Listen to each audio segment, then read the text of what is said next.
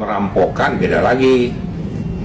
Kalau ini kan hasil suatu perbuatan dengan cara melawan hukum, berpindahnya uang, nilai uang sejumlah besar kepada seseorang tanpa melakukan perbuatan apapun, tidak ada transaksi segala macam gitu loh.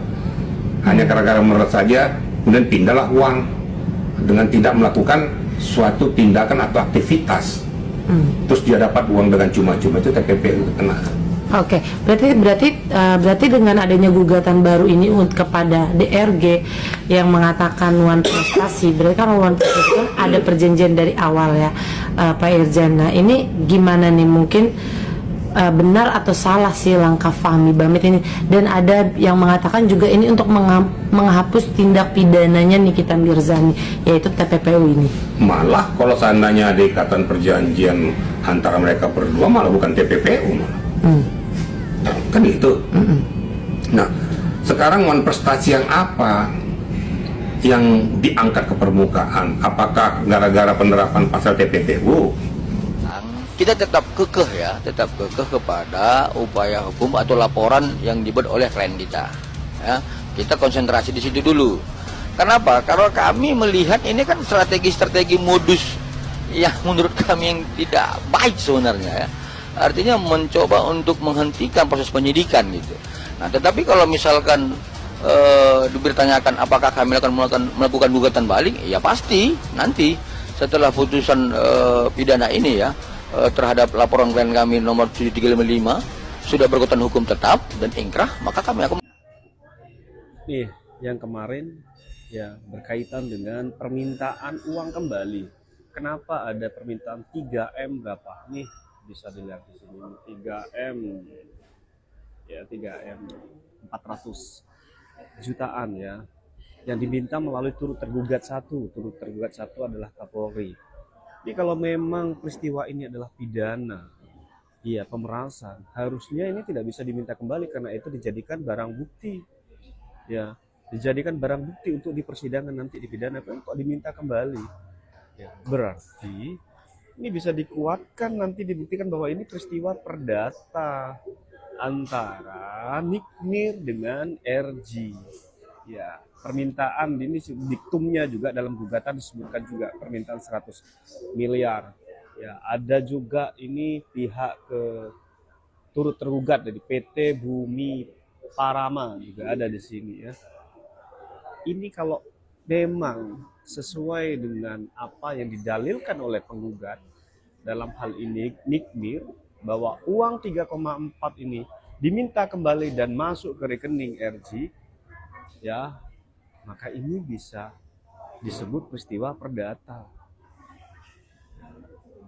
Jadi harusnya ini tidak boleh dikembalikan karena ini karena ini adalah alat bukti, karena ini adalah barang bukti yang disajikan nanti di pengadilan. Ya. Ini menarik nanti ya. Kita lihat nanti bagaimana putusan pengadilan perdata, dan kita juga menunggu sampai kapan P21 Nikmir ya diputuskan. Yang telah dilaporkan oleh pihak pelapor. Nah, dengan telah ditahannya Nikita Mirzani oleh pihak Polda Metro Jaya, ini akan mempercepat proses daripada kasus ini untuk bisa segera disidangkan. Karena penetapan tersangka dan juga adanya penahanan itu berlaku selama 20 hari ke depan.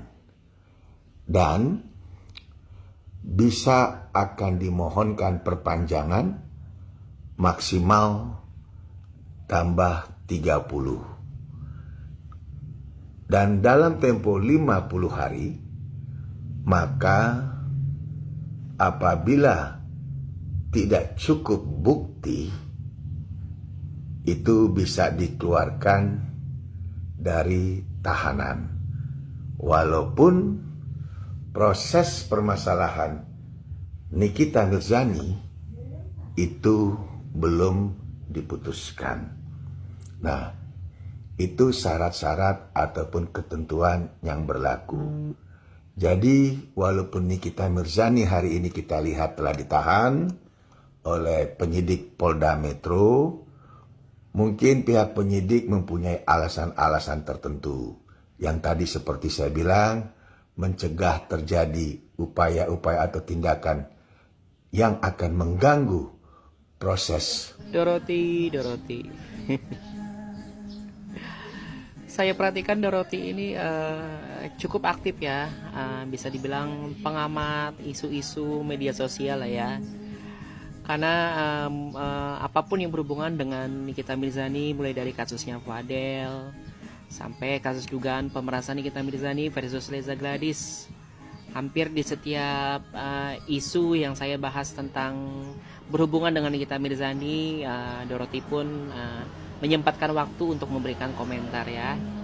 Saya pun sebenarnya cukup salut sama Dorothy ya, terutama ketika Dorothy dulu bisa mengatakan bahwa meskipun Fadel Bajide menjadi tersangka dan ditahan ya, tapi kan proses hukumnya masih panjang dan belum tentu diputus bersalah. Itu pemikiran yang dewasa untuk ukuran netizen ya. Tapi kok sekarang ketika Nikita Mirzani yang menjadi tersangka, Dorothy langsung mengatakan sudah salah ya salah. Jadi bingung juga saya ya. Ini prinsip Dorothy yang berubah kah? Atau memang ada sentimen pribadi terhadap Nikita? Dan soal membela ya, ini tentu hak saya ya Dorothy ya. Sama seperti Dorothy juga kan punya hak berpendapat.